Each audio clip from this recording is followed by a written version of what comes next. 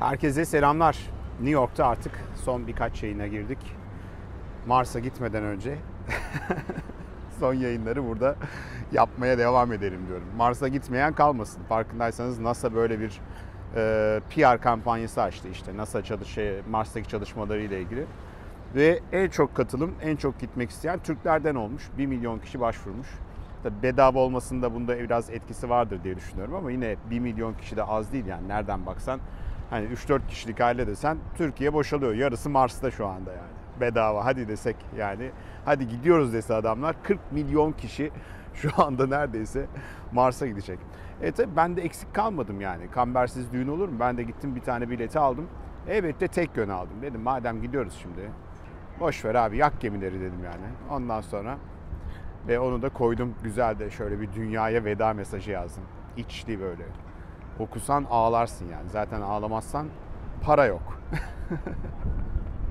Neyse tabii millet mavra yapıyor. Fatih Altaylı da yazmış. Ulan bu kadar çok adamın gitmek istediğini bilmiyorduk diye.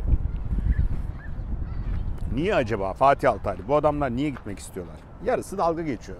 Yarısı da gitmek istiyordur. Nereye gitmek istiyor? Mesela buraya. Amerika'ya gelmek istiyor adam. Ama Amerika'dan da nefret ediyor. Böyle bir şey de var. Böyle bir dilemma da var. Şimdi son zamanlarda bu S-400 krizi başladı. Herkeste böyle bir şey var. Anti-Amerikanizm yeniden yükseldi. Oturuyor şimdi mesela. Şöyle bakıyor. Silikon Vadisi'nde icat olmuş iPhone saatine diyor ki tamam diyor bu saatler diyor. Tam da diyor merkezi San Francisco'da olan San Francisco'da kurulan Twitter'a bir şeyler yazıp tepkimi gösterme zamanı diyor. Çıkartıyor Amerikan malı Ray-Ban gözlüklerini koyuyor masanın üzerine. iPhone'unu açıyor. iPhone'da da biliyorsunuz Cupertino'da merkezi. O da Silikon Vadisi Amerika. Diyor ki bu Amerika yetti artık kahrolsun Amerika. Nefret ediyoruz Amerika'dan. Tweetini atıyor oradan. Diyor ki dur diyor ya bir de diyor şunu şey yapalım diyor. Zuckerberg'in siteye koyalım diyor. Amerika'daki Zuckerberg'in Facebook sitesine oraya koyuyor. Yine Amerika'da 8 çocuğun kurduğu ve milyar dolara Zuckerberg'e sattığı Instagram'a da bir story koyayım diyor şu Amerika'ya olan tepkimi göstermek için. Onu da koyuyor. Diyor bu LinkedIn'de de bir liste var diyor. Oraya da koyayım. O da Amerika'da kurulmuştu. Koyuyor onu da. Kahrolsun Amerika yazıyor. Gülüyoruz ama durum bu yani baktığın zaman. Yapacak bir şey yok. Tabii bu S-400 krizi şimdi ciddi bir şekilde büyüyor. Geçen gün ilginç bir şey öğrendim. Amerika ile Türkiye arasında tam 21 konuda anlaşmazlık varmış. Bir numaralı şimdi S-400 krizini yazabilirsiniz ama tam 21 madde varmış alt alta yazdıklarında. Diyorlar ki ya sadece şu anda S-400 krizi tartışılıyor ama 21 madde var ve mesela Türk yetkililer diyorlar ki işte geçen gün bir haber çıktı. Güya Amerika bu ay başına kadar Türkiye'ye 15 gün süre verdi diye. O da CNBC'de çıkmıştı. Hatırlarsanız ben size anlatmıştım. Yalan o haber diyor. Ama işte Deutsche Welle'sından CNBC'sine kadar da yalanlamıyorlar. Amerikalıların gizli bir şekilde bunu yani off the record değil on the record ama kimin söylediği belli olmadan sızdırdığını söylüyorlar. Yani anlattığını doğruluyorlar. Şu ana kadar bir yalanlama yok ama Türkiye resmi yetkilileri diyorlar ki yeni Washington'dan gelen bir şimdi isim vermeyeyim ama bir grup yetkili burada bir grup gazeteciyle buluştu. Onlar diyorlar ki biz Amerikalı muhataplarımıza sordular böyle bir şey yok dediler diyor. İşte size yok diyor öbürüne var diyor ama bir kriz var mı? Var. Türkiye S-400 yani Rus yapımı füzeleri almak istiyor. Amerika'da diyor ki siz bunları alırsanız biz size yaptırım uygularız. Ne uygularız? İşte ambargo uygulamayız da çeşitli şeylerin vergilerini yükseltiriz. Zaten bunu yükselttiği Türkiye ekonomisi de hayli kırılgan durumda olduğundan daha fazla etkilenebilir. Ben bu yayını yaptığımda 5 gün önceydi. Kaldı şunun şurasında 10 gün. Temmuz başında da 4 Temmuz'da da S-400'lerin geleceği söyleniliyor. Tabii bu tartışma aslında Türkiye'de sadece S-400 aldığın almadığından öte başka bir yere evrilebilir, gidebilir. Nereye gidebilir? Türkiye'nin NATO, Batı ile birlikteliğine ya da ne kadar birlikte olmak istiyor, ne kadar olmak istemiyor buna kadar gidebilir. Buna kadar bir tartışmaya hazır mıyız yani? NATO üyesi olalım mı, olmayalım mı? Mesela bütün askerler sizce NATO'da kalmak ister mi? Türk ordusu. Türk ordusu NATO'cu mudur?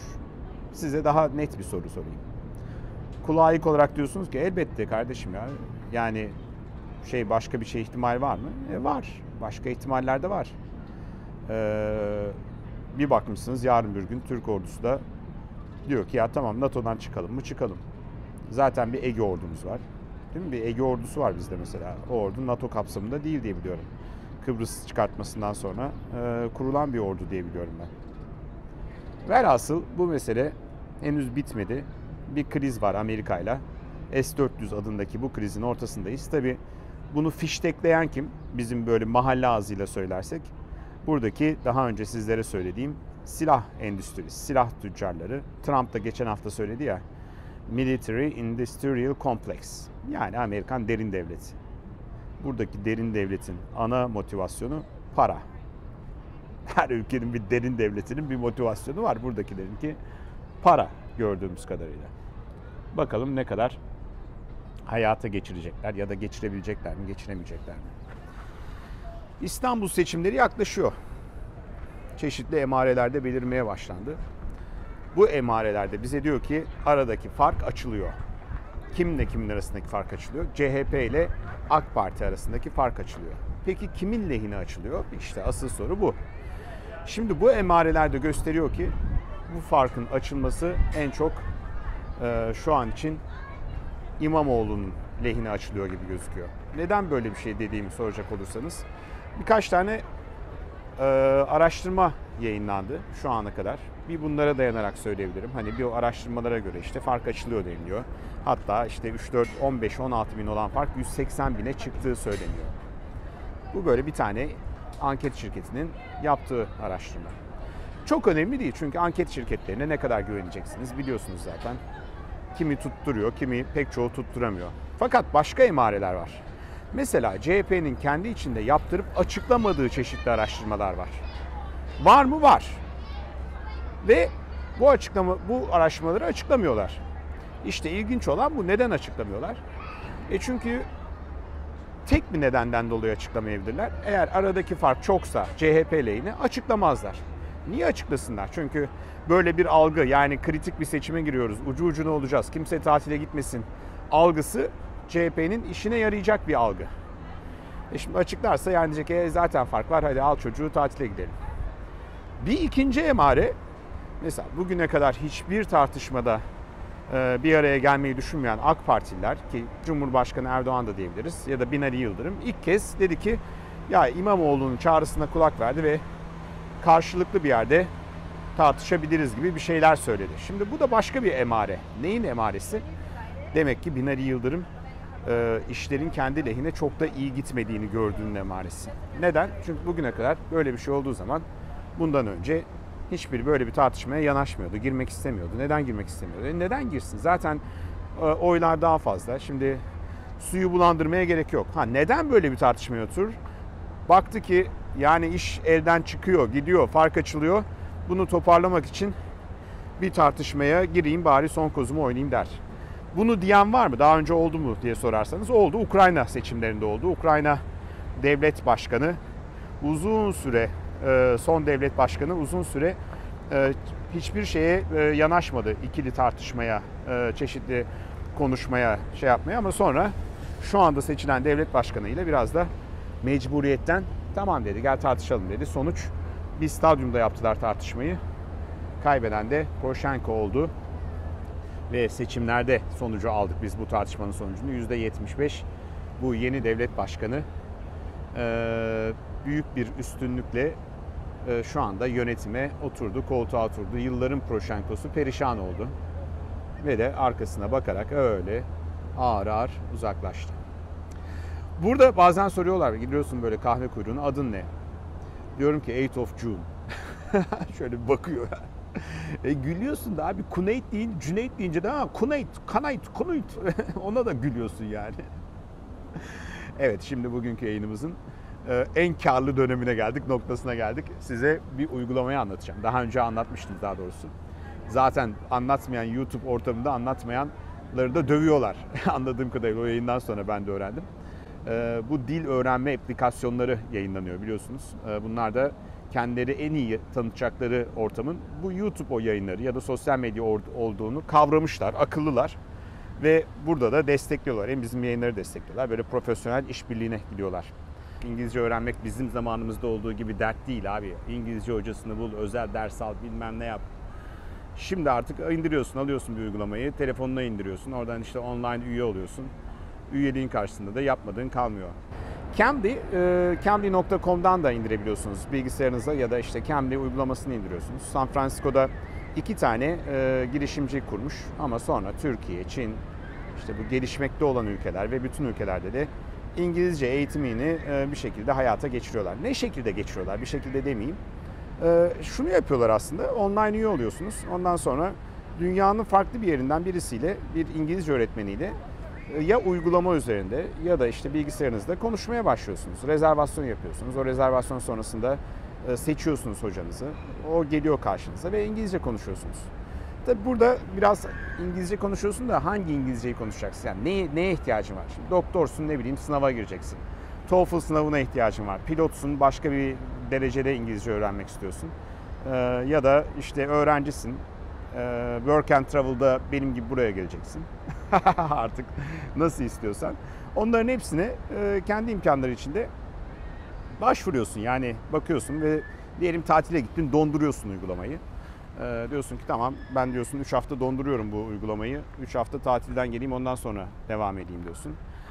Ya da izliyorsun, konuşuyorsun. Diyorsun ki dur ya, ne konuştuk, bakayım şöyle bir üzerinden geçeyim.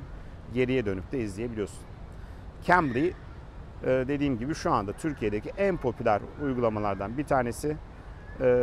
Ve bu işin de mantığını da çözmüş, içeriğini de çözmüş. En çok da sosyal medya reklamı veren uygulamada bir tanesi Cambly diyebiliriz. Theresa May, biz burada bunları konuşurken İngiltere Başbakanı Theresa May de gözyaşları içinde istifa etti. Daha doğrusu istifa etmek zorunda kaldı. Niye? Beceremedi çünkü bu. Brexit'te çok ısrar etti. Brexit. İlla ben bu İngiltere'ye çıkartacağım. Çıkartamadı. Çıkması da mümkün değil zaten şu anda İngiltere'nin Avrupa Birliği'nden. Tuhaf bir şekilde istifa etti. Yani bir İngiliz coolluğuna yakışmayan diyelim. Zaten bütün herkes de bunu manşete taşımış. Gözyaşları içinde istifa etti. Ağladı. Ağlarken de bir anlamda Brexit'in ne kadar içinden çıkılması zor bir, kompleks bir durum olduğunu da bütün İngilizlere bir kez daha göstermiş oldu. Şimdi kim gelecek? Belki de dünya siyasetinin en dağınık adamı Boris Johnson gelecek herhalde koltuğa. O da zaten daha önce Dışişleri Bakanlığı yapmıştı. Koltukta oturuyordu. Muhafazakarların en muhafazakarı, Londra'nın eski belediye başkanı ve en nevi şansına münhasır politikacılardan bir tanesi. Çünkü adam bildiğiniz dağınık yani. Saç, baş, gömlek yani.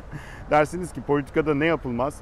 Ne yapılmaz dediğiniz her şeyi yapıyor adam yani. Bütün imaj makerların falan hani kafasına vurarak bambaşka bir imaj yarattı. Ama çok nevi şahsına münhasır. Türkiye ile de ilişkileri fena değildir. Tabii muhafazakar bir partinin başına geleceği için bir de Brexit'i yapacağım diye gelecek. Sonuçta çok Avrupa Birliği'nden hoşlanan bir adam olmadığını da söyleyebiliriz ama ileride ne olur, ne yaparlar onu da bilmiyoruz. Ya bu arada Mona Lisa'nın demecini seyrettim. Diyeceksiniz ki ne diyorsun abi? Ne içtin sabah sabah? Sabah sabah bir şey içmedim ama harbiden bir Mona Lisa şeyi seyrettim. Demeci. Çünkü adamlar Mona Lisa'yı konuşturmayı başarmışlar. Nasıl yani diyeceksin? Yüz modelleme tekniği var. Alıyorsun o yüz modelleme tekniğini. Mona Lisa'nın portresini alıyorsun. 2 boyutlu bir portreden 3 boyutlu bir şeye dönüşüyor. Yüze. Ve de düşünün yani Mona Lisa bile konuşabiliyor ve şey yapabiliyor. Şimdi bu neyi gösteriyor biliyor musunuz? Aslında bu bize şunu gösteriyor. Post-truth çağı denmişti bundan birkaç sene önce. Yani artık gerçeklik öldü. Farklı bir gerçeklik algısı var denmişti. Şimdi artık onun da ötesine geçiyor. Artık post-truth da yok artık yani. Gerçek diye bir şey yok yani. Hani nedir gerçek bilmiyorsun. Artık herkes, Mona Lisa bile çıkıp demeç veriyorsa, bir konu hakkında yorumda bulunuyorsa herkes her şey hakkında yorumda bulunabilir. Yani al bir tanesinin fotoğrafını koy, 3 boyutlu versin sana bir demeç. Politikacı, sanatçı, gazeteci. Yani artık nasıl diyeyim? Öyle bir çağa geldik ki insan kendisinden şüphelenir olacağı bir çağa geldik. Bakıyorsun bir gün bir konu hakkında konuşmuşsun. Diyorsun ya ben bu konu hakkında konuşmadım. Hatırlamıyorum. Adam birisi almış seni, modellemeni yapmış, koymuş, konuşuyorsun. Geçen gün Obama öyle bir konu hakkında konuşuyordu. Bir konu dediğim hangi konu istersen onun hakkında konuşuyordu. Niye? Çünkü öyle bir uygulama yapmışlar. Yazıyorlar ve bunun hakkında konuşuyorlar. O da onun hakkında konuşuyor. Ve de konuşuyor mu? Konuşuyor. Sen şimdi anlat dur. Ya bir dakika o ben değilim. Onu işte yüz modellememi yapmışlar. Oradan şunu yapmışlar, bunu yapmışlar. Anlatabilirsen yani. Kimi anlatacaksın? Hele Türkiye'de geçmiş olsun. Hatta şöyle bir şey var. Geldi komutan. Bu sefer harbiden komutan ama bak göstereceğim. Hop. Görüyor musun? Hulusi Paşam geldi. Ne zaman seçim var Hulusi Akar helikopterde turluyor. Bakayım kim var. Kim kime oy veriyor. Abdullah sen sıkı dur. Tweet istemiyorum falan. Bir ziyaret ediyor. Bayram ziyareti. Ya size şu son tweet vardı. Pek olmadı tabii. Sayın eski Cumhurbaşkanım. Zombilerden konuşmak istiyorum biraz ya. Bu zombiler, sosyal medya gerçekten bir zombi dünyası yarattı. Nasıl bir zombi dünyası? Yürüyorum sokaklarda. Dedim ya geçen gün ceza kesecekler. Yani ceza değil, sopayla dövmeleri lazım. Herkesin elinde bir şey abi. Herkes böyle kimse etrafa bakmıyor. Kimse kimseyi görmüyor. Herkes sürekli şeyde. Zombi. Yeni şey tarzı zombi. Telefonda yaşıyorsun yani. Beynini akıllı telefona emanet etmişsin. Ruhun orada, kalbin orada yaşıyorsun. O ne like etmiş, WhatsApp'ta ne yazmış, bunu ne yazmış, bunu ne yapmış. Baba bir yürü ya, bir sağına soluna bak, tatile gittin, bir kitap oku, bir denize bak, hayal kur. Hepsi hikaye. Hepimiz zombiye döndük. Bu akıllı telefonlar aklımızı aldı gitti. Kimse kimseye bakmıyor. Bununla ilgili bir şey anlatacağım. Saint Barth'a gittik şimdi. Saint Barth, Karayiplerin en havalı adası. Yani bütün dünya zenginleri oraya gidiyorlar. Yani. Biz de gittik de çok zengin olduğumuz için değil, parayı iyi biriktirdiğimiz için. Gittik şimdi, oturuyoruz orada. Sahilde böyle.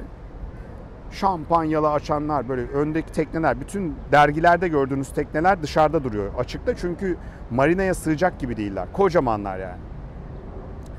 Neyse orada bir adam oturmuş. Yanında 2 tane sarışın kız var böyle. Genç de bir adam. Adama şampanyalar açılıyor. Bir kız önünde dans ediyor. Oradan gidiyor. Garsonlar böyle el pençe divan. Ulan dedik kim bu acaba ya? Ünlü birisi mi? Hollywood yıldızı mı? Çok da yakışıklı değil. O acaba diyorum yani çok zengin bir adam mı? Çok da tanımıyoruz bu ekibi. Kim Kardashian'ın bir şey mi onu da bilmiyoruz. Neyse düşünüyoruz. Herhalde diyoruz bu bir oligarkın oğlu ya da işte Silikon Vadisi'nde büyük bir şey yapmış, satmış, burada paraları yiyor, bilmem ne yapıyor falan. Hayaller kurduk. Adam böyle 3 tane şampanya. Garson sürekli sormuyor artık. Getiriyor, açıyor, patlatıyor. Açıyor, patlatıyor falan. Gittik sonra. Ertesi gün işte birkaç gün geçti. Başka bir beach'e gittik ama hala diyoruz ki adam da ne hayat yaşıyor ya. Neydi abi o kızlar dans ediyor orada şey yapıyor. Beach'e gittik, masaya oturduk. Garson geldi. Bu adam. Meğerse garsonmuş adam. Bir gün boş günü var orada da bütün herkes başka plajlara gidiyormuş. Adamlar da garson ya birbirini tanıyor. Destek atıyorlarmış yani. Kıyak çekiyorlarmış. Oo biz adamı abi nasıl nerelere koyduk yani. Küçümsemek için söylemiyorum. Bizim hıyarlığımızı anlatmak için söylüyorum. Yani algıda seçicilik nereye doğru gidiyor? Yani algı insanı nasıl yanıltabiliyor?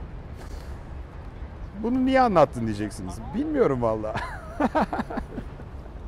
Ne bileyim abi aklıma geldi anlattım yani. Mudo'ya rastladım geçen gün. Gelmiş buraya. Sevgili Mudo. Dedik çok abi deme dedi. Tamam abi dedim ben de. Yayınları seyrediyor. Restoration Hardware diye bir yer var burada.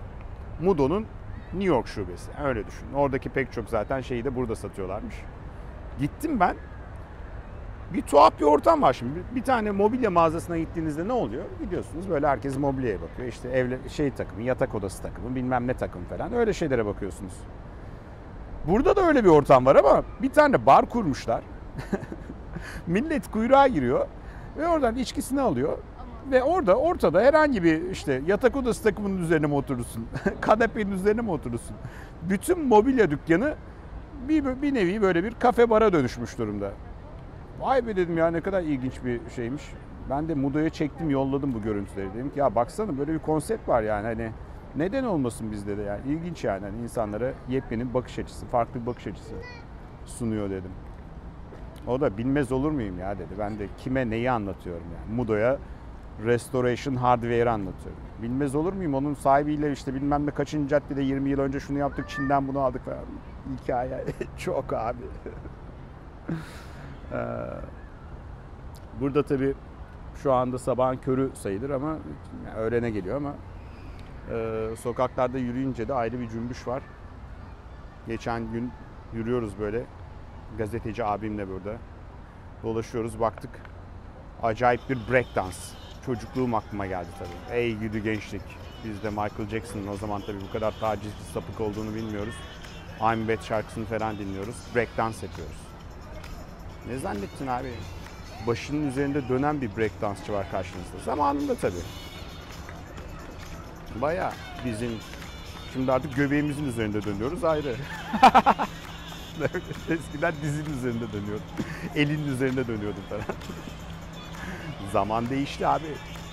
Bir yandan da tabii çok acayip bir kümülatif bir yorgunluk da var üzerinde. Şevval Sam demiş ya. Nasıl hissediyorsun? Kümülatif yorgunluk. Yorgunum demiş. Dur ben biraz bunu yorumlayayım, düşüneyim dedim. İşin içinden çıkamadım. Tamam abi ben de kümülatif yorgunum. Merhaba nasılsınız? Kümülatif. Yaratıcı ama bak Şevval Sam'ı da seviyoruz yani. Hem şarkısını hem insan olarak hem yaratıcılığını, duruşunu 10 numara arkadaşımız yani şeyden. Ya bunu anlattım mı? Geçen gün Mavi böyle yürüyoruz dedi ki baba dedi bana ne zaman telefon alacaksın? Dedim ki oğlum daha kaç yaşındasın? Anlattım mı? Anlattıysam ikinci oluyor ama kusura bakmayın. İlk duyanlar için. Dedim daha kaç yaşındasın ya? 7 yaşındaki çocuğa telefon mu alır? Dedi iPad'im var. Bir durdum. Evet iPad var. Her şey var abi içinde zaten. Dijital hat da var. Oradan arıyor FaceTime'dan arkadaşını arıyor konuşuyor. Biz hala telefonu alacak mısın almayacak mısın? Mavi atı almış. Üsküdar'ı geçmiş. Viyana'ya doğru gidiyor çocuk. Biz hala şeydeyiz. Acaba telefon kaç yaşında alınır bilmem ne olur. O kadar hızlı değişen bir teknoloji dünyası var ki bizim bütün bildiğimiz klişeler yani 5 yıl öncesinin klişeleri artık hiç artık şeyi yok yani lafı yok. Ne diyeceksin? Alsan ne almasan ne olan almış zaten. Arıyor seni oradan. Arkadaşını arıyor. Konuşuyorlar. FaceTime'dan. 7 yaşında. Allah'ım ne yapacağız? Nasıl baş edeceğiz? Ne yapacağım bilmiyorum ki. En son Minecraft öğrendim ya. Çocuk sürekli Minecraft'ta. Sıkılıyor da tek başına. Dedim getir bakayım neymiş şu şöyle falan. Öğrendim. Şimdi beraber giriyoruz. Saklambaç oynuyoruz. Ben gidiyorum, o bir yerde beni buluyor. Gelince bulunca öldürüyor genelde ama onu da idare edeceksiniz artık.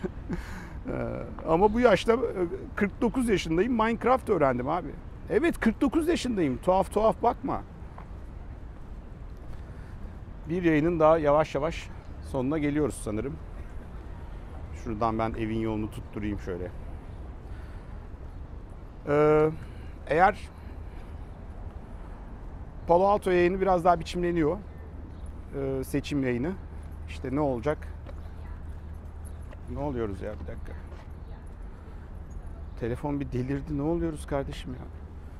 Eşhedü en la ilahe illallah bir şey geldi. Ne oluyoruz ya? Seçim yayını netleşiyor. 16 Haziran'dan itibaren biraz daha ona yoğunlaşacağız. Bir stüdyoyu netleştireceğiz. Birkaç stüdyodan arkadaşlar teklif topladılar ama tam olarak hangi stüdyo olsun emin değilim. Bakıyoruz yani burada. Teknik olarak altyapıyı araştırıyoruz. Şimdi bir tane reji şeyi alacağız. Uygulaması. Ve o reji uygulamasından bir deneme yapacağız. Onun işte kararını verdik. Hangi uygulamadan yapacağız, nasıl yapacağız diye. Onun dışında lütfen like etmeyi unutmayın. Videolar inanılmaz izleniyor. Yani şu anda rekor kırıyoruz.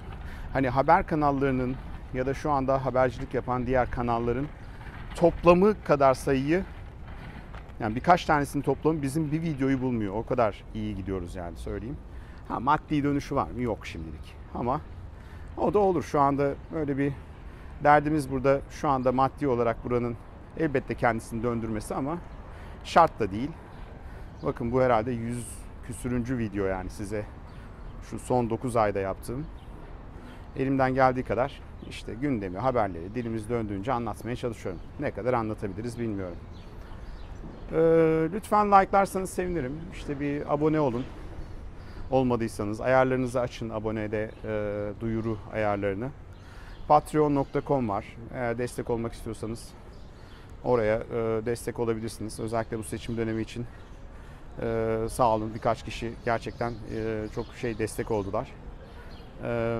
Onun dışında da eğer daha böyle büyük projeler yapalım diyorsanız kenan@dipnot.tv'ye yazabilirsiniz. Ya da bana her konuda yazabilirsiniz. Cüneyt@dipnot.tv'ye. Geçen Erik ve Dut'u özledim dedim. Birkaç izleyicimiz mesaj attılar. Anneleri izlemiş. Vah vah yavrum orada Eriksiz Dutsuz kaldı falan diye. Ya çok teşekkür ederim. Hatta bir arkadaşım da erik aldı getirdi sağ olsun yani. Kaliforniya eriği yedik burada biraz geç de olsa. Onun dışında kendinize iyi bakın. Selamlar.